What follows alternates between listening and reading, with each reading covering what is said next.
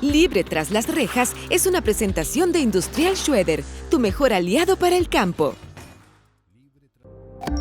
Fundación Funda Joven y RCC presenta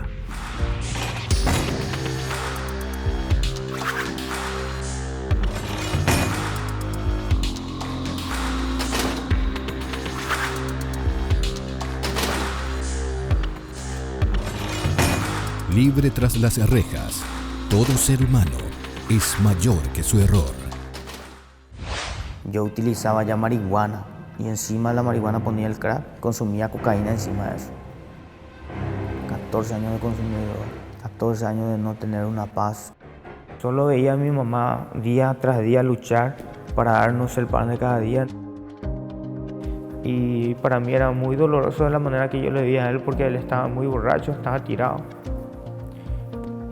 Por causa de querer consumir más una dosis, yo había hecho tantas cosas malas. En un momento yo escuché que Jesús me perdonaba por eso, por sobre todas las cosas, por sobre todo tus fracasos, por sobre todo tus errores, por sobre todo lo que cometiste en la vida. Hay una persona que te ama.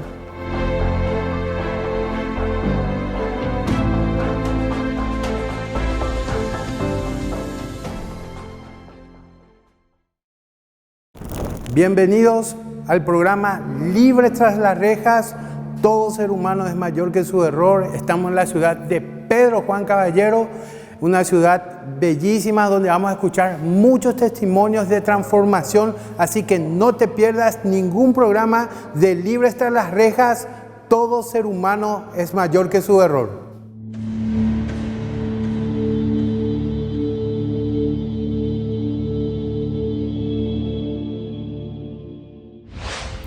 Mi nombre es Osmar Vicente Lugo Echagüe. Tengo un padre que se llama Valeriano Lugo, una madre que se llama Estanilá Echagüe. Soy de esta ciudad de Pedro Juan Caballero y voy a relatarles un poquito de lo que es mi infancia, cómo yo viví mi infancia. Bueno, cuando tenía la edad de 5 años yo tuve que recurrir, mi familia tuvo que recurrir a otras ciudades, ¿verdad? Como por ejemplo la Asunción y la Ciudad Limpio. ¿Por qué tuvimos que mudarnos a aquellos lados? Porque en ese instante nuestra vida acá no era tan buena económicamente y tuvimos que mudarnos a esa ciudad para buscar recursos económicos y para sobrevivir. En ese trance yo no le conocía todavía aún a mi padre biológico, ¿verdad? A la edad de 11 años más o menos yo le conocí, o a la edad de 11 años más o menos yo sentí quién era mi padre. Y mi infancia fue muy duro por causa de eso, porque tener la dirección de un padre es lo más específico que el hombre puede llevar en su vida. Y entonces yo tengo un padre espiritual y mi padre biológico nos maltrataba mucho, sufríamos mucho de violencia familiar. Y entonces siempre me inculcaba a beber bebidas alcohólicas por causa de que nuestra familia no era una familia, digámoslo así, muy bien económicamente. Entonces llevábamos una vida que, como diría yo, era una vida no muy buena porque era un mundo de alcoholismo, ¿verdad?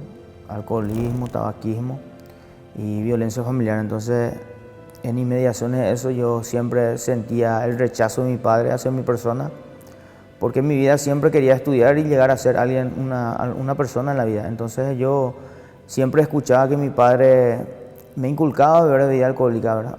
A través de los efectos del alcohol, él me decía que yo no valía nada, no iba a servir para nada, y siempre me veía como que yo iba a ser un gay, ¿verdad? O un homosexual. Y eso a mí me dolía mucho porque como yo siempre trato de expresar a la gente que la dirección de un padre es lo más valioso que un hombre puede tener en la vida. Y eso hacía con que yo me sentía mal.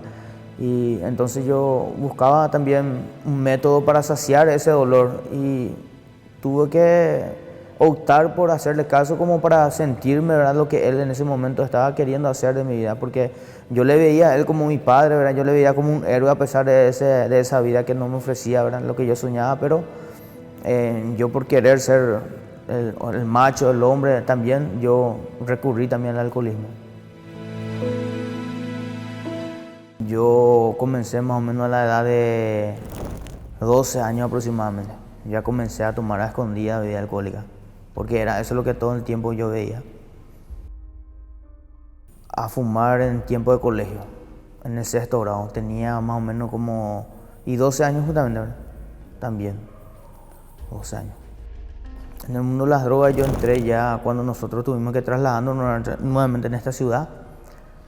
Allá ya me descubrieron que yo bebía bebida alcohólica y también estaba ya entrando en el mundo del tabaquismo. Bueno, ya comenzaba a fumar cigarrillo hasta que llegué al punto de confesarle eso a mi mamá. Le dije: mamá, yo me estoy equivocando, yo estoy tomando bebida alcohólica a escondida de vos y estoy fumando.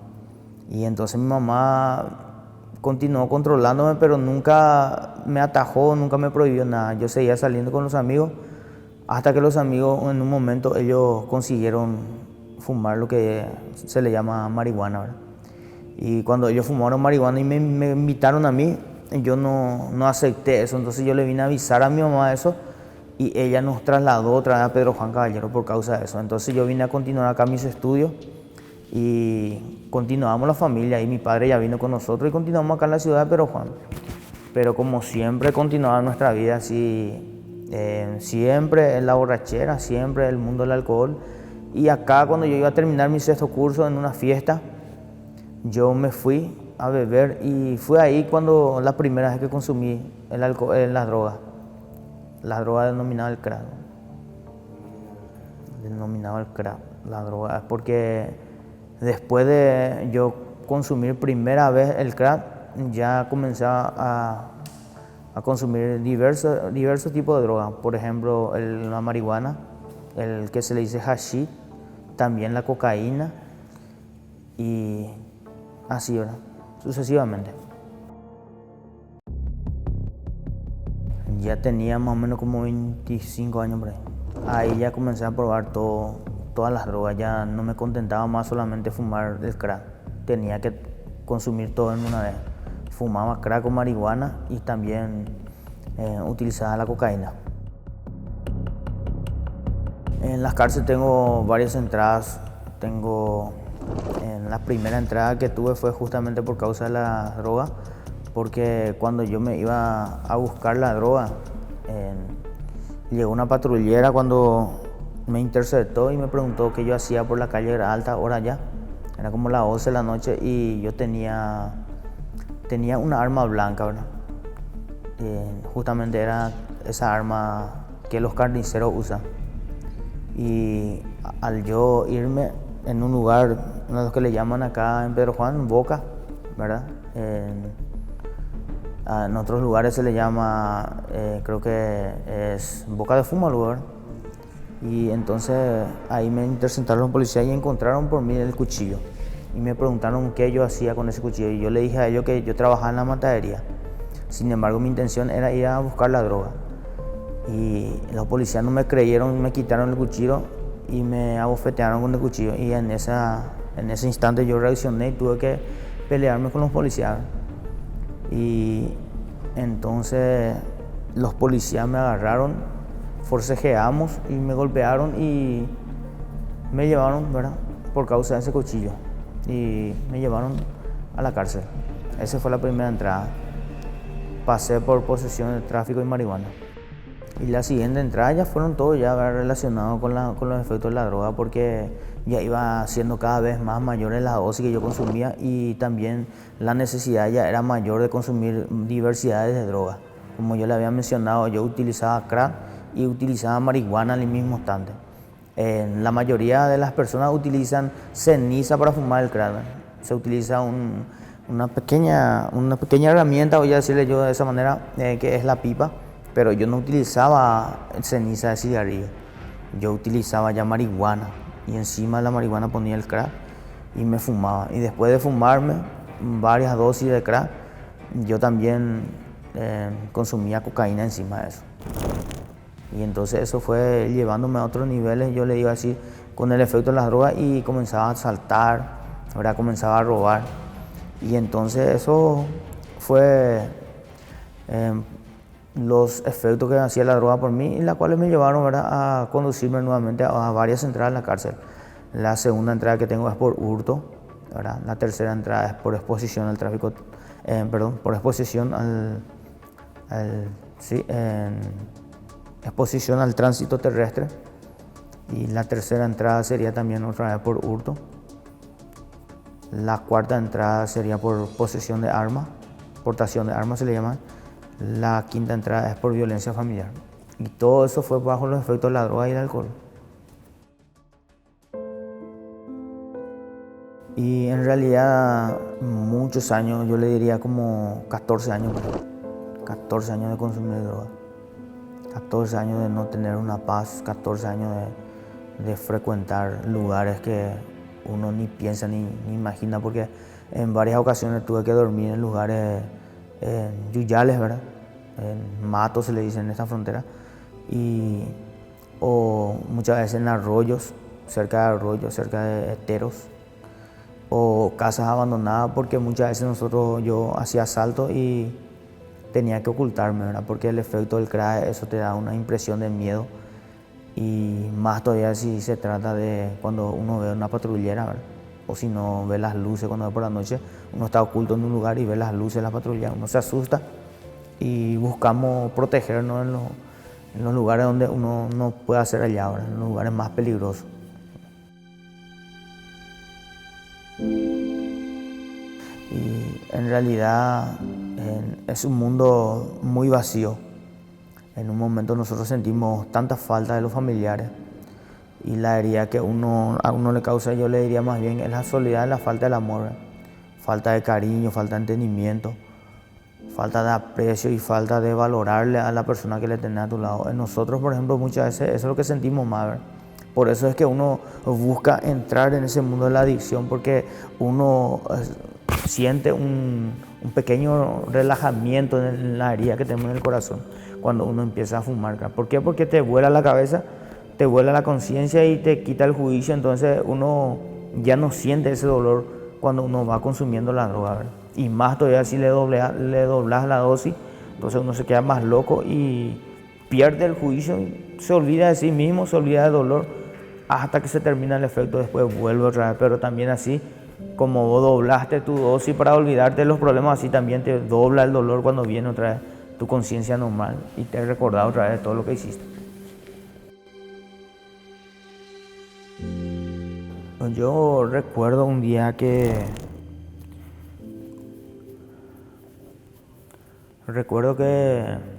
en mi sexto curso yo daba lo mejor para mí, para mi familia, para mi mamá, porque como te había dicho, éramos muy pobres y solo veía a mi mamá día tras día luchar para darnos el pan de cada día. Entonces yo hice un compromiso conmigo de luchar y de darle mis mejores notas a mis padres y a mi madre. Pero mi padre, en cuanto a eso, todavía no residía con nosotros, no vivía con nosotros. Entonces yo iba a hacer la colación, me recuerdo, en mi sexto grado, y formaba una fiesta tan linda, pero yo quería que mi padre estuviera ahí. Mismo así que mi padre, yo no le conocía mucho a él, y mismo así que él era ausente en la familia. Yo que necesitaba la presencia de mi padre, porque yo veía siempre que los compañeros y las personas tenían su padre.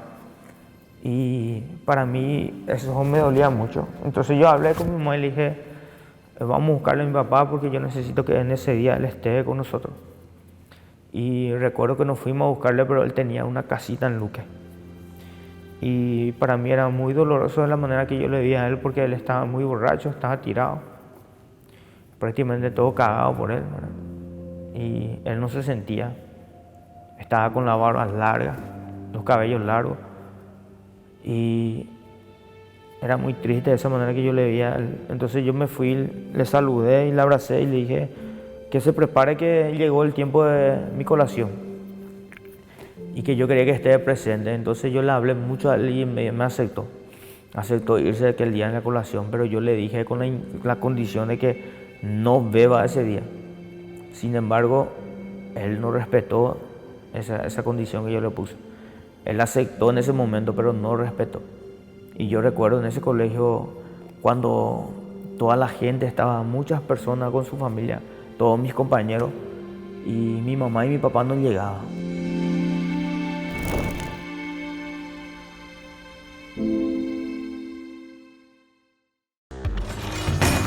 Libre tras las rejas, todo ser humano es mayor que su error.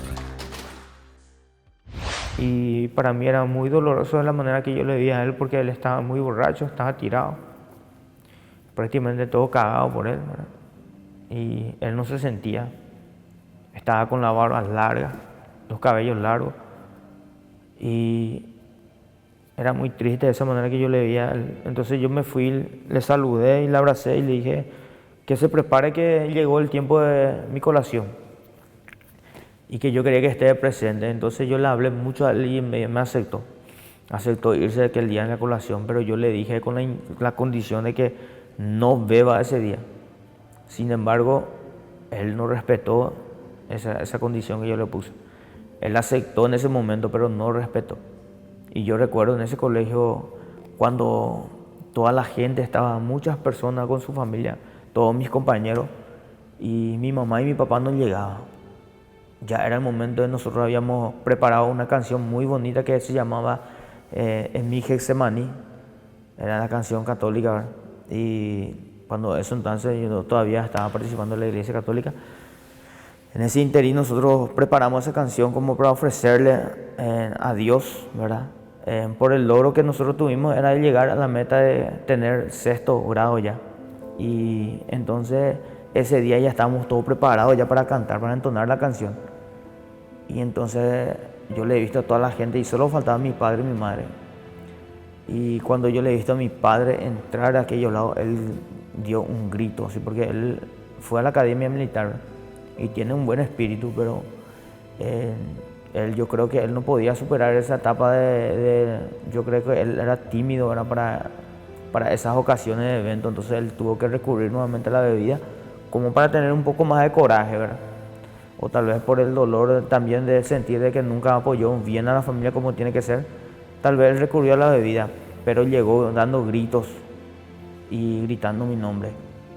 Y ese día yo sentí tanta rabia y tanto dolor también al mismo tiempo, que me afectó mucho sentimentalmente. Mi corazón fue una herida tremenda ese día. Él llegó gritando y toda la gente se volteó a mirar y él decía mi nombre: Omar Vicente Lugo Echagüe, ¿dónde está mi hijo? Y de esa manera fue llegando, pero estaba totalmente ya ebrio y descontrolado.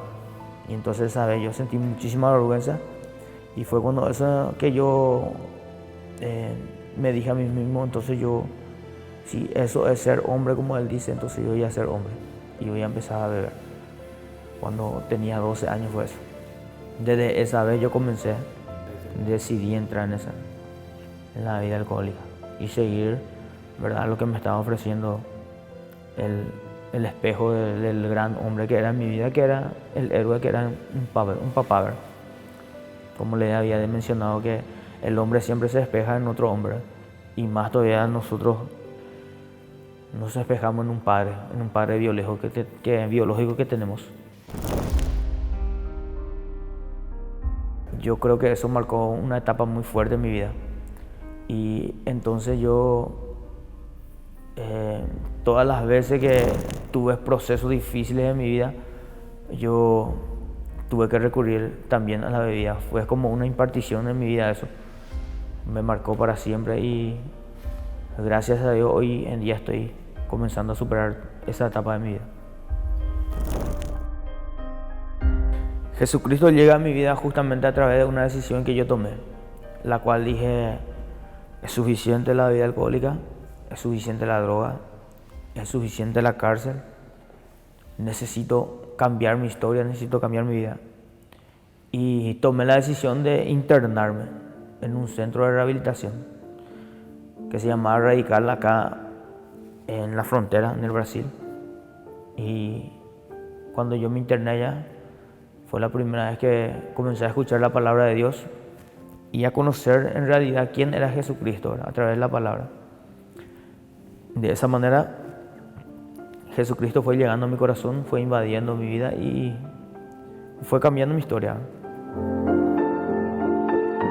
Lo que más me impactó fue cuando yo estaba tan herido y uno cuando está en esa dimensión, vamos a llamarla así, uno siente que el mundo se le acaba. Uno siente que ya no es útil para nada. Uno mira lo que pasa al otro lado de la vida, porque uno cuando está en esa vida se siente como estar en otro mundo, ¿verdad? Pero estando en otro mundo nosotros también vemos el otro mundo y nosotros interpretamos de esta manera. Los que estamos en el mundo de la edición interpretamos que ya no somos útil para nada ni para nadie. Y entonces yo escuché una predicación de que Jesús había muerto en la cruz y que fue por causa mía. Y yo me sentía tan dolido y tenía una carga tan grande porque yo había robado a muchísimas personas y había asaltado a muchísimas personas y había perjudicado mucho por causa de la adicción, por causa de querer consumir más una dosis. Yo había hecho tantas cosas malas. Entonces en un momento yo escuché que Jesús me perdonaba por eso y eso impactó mi corazón y dije, todavía hay oportunidad para mi vida, para cambiar mi historia. Y cuando dijo que hay una persona que te ama más que tu papá, tu mamá, tus familiares, la sociedad, más que tus amigos, fue cuando ese momento me llegó a mi corazón y sentí el amor y un abrazo de Dios cuando escuché que Jesús me amaba. En ese instante yo reconocí que había alguien que hizo algo muy bello por mí y muy grande. Entonces yo me sentí automáticamente obligado a cambiar mi vida, porque si Él hizo eso por mí, entonces yo también tengo que hacer algo por esa persona que vale la pena. Porque muchas veces pensamos que las personas ya no valen la pena. Sin embargo, lo que Jesús hizo vino a salvar y a rescatar lo que se había perdido. Y por eso le doy mucha importancia a Él, porque Él realmente dio un paso muy importante en mi vida. Y aunque yo estaba perdido, yo creo que el Señor me rescató. Y me rescató con lazos de amor.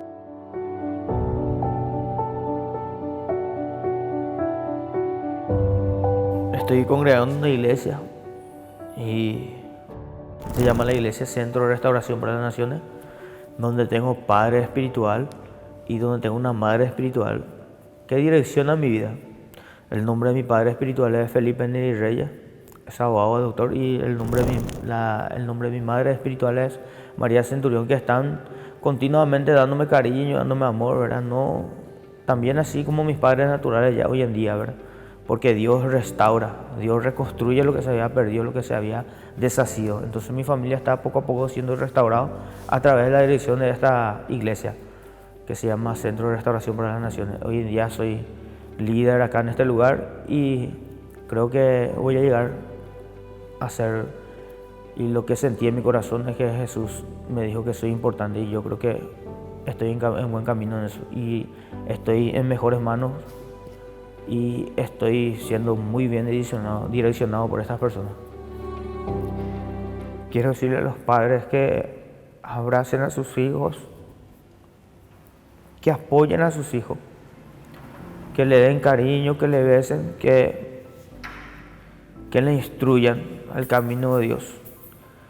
Y a los jóvenes que todavía están en ese mundo, que nunca desistan, que siempre hay una salida para todo, que se llenen de coraje y que siempre sepan y entiendan que hay una persona que les ama por sobre todas las cosas, por sobre todo tus fracasos, por sobre todo tus errores, por sobre todo lo que cometiste en la vida. Hay una persona que te ama y que si tú le invocas, que si tú le buscas, Él siempre te da una fuerza sobrenatural para poder nuevamente tener la fuerza y levantarte nuevamente de ese mundo caído donde estás.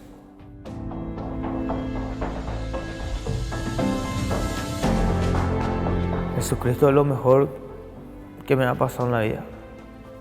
Yo podría definirlo más bien como lo que cada persona soñamos, es tener un amor bonito, y yo creo que es el amor de mi vida.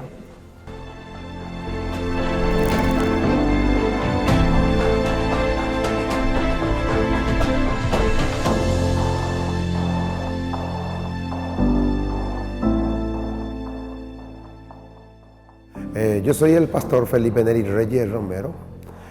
Aparte soy abogado de profesión, abogado, ejerzo la profesión, ¿verdad? Y soy pastor de este ministerio, Iglesia Centro de Restauración para las Naciones. Y bueno, para mí es un privilegio hoy trabajar, ¿verdad? Justamente respecto a la recuperación de Omar Lugo Echagüe, ¿verdad? Para mí es un privilegio acompañar el proceso que él está viviendo como persona, ¿verdad? De una situación que hoy está enfrentando y dándole el soporte espiritual y soporte, ¿verdad? Como persona, de que es valorar, ¿verdad? De que demostrando con este trabajo de que nada es imposible para Dios. Y bueno, y realmente la iglesia, nosotros como iglesia es un privilegio nosotros tener esa oportunidad de ayudar a gente como esta. Y nosotros, yo llamaría, ¿verdad? Es una de las cosas que la iglesia, toda la iglesia deberíamos, ¿verdad? Dar esa oportunidad, ¿verdad? Abrir a personas como esta, ¿verdad? En un tiempo se le ve en la calle como un mendigo, pero hoy su historia es diferente, dándole una directriz, ganando identidad, autoestima, con una visión diferente. Y que con esta actitud también, ¿verdad? La iglesia se convierte en soporte a algo que la sociedad rechaza muchísimo. Entonces, para nosotros como ministerio, como iglesia y como familia, ¿verdad? Creemos de que una de las que debemos cada día invertir y buscar la estrategia de cómo atenderlo a más gente. Y la iglesia no puede estar fuera de eso. Es posible, porque escuchamos muchísimo nosotros que esto ya no tiene solución. Les quiero decir que hay solución. Hay una solución. El precio que fue pagado en la cruz por Jesús es real. Y creo, y hoy no solamente hemos vivido con Omar, hoy es una demostración vivo de que Dios puede restaurar. Y ya hemos vivido con otros. Y hoy les recomiendo de que, y digo, es posible con el Señor. Es posible con Él, aquel que murió en la cruz y resucitó y está vivo.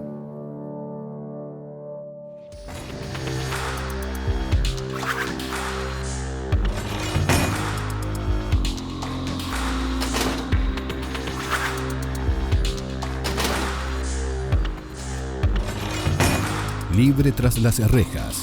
Todo ser humano es mayor que su error.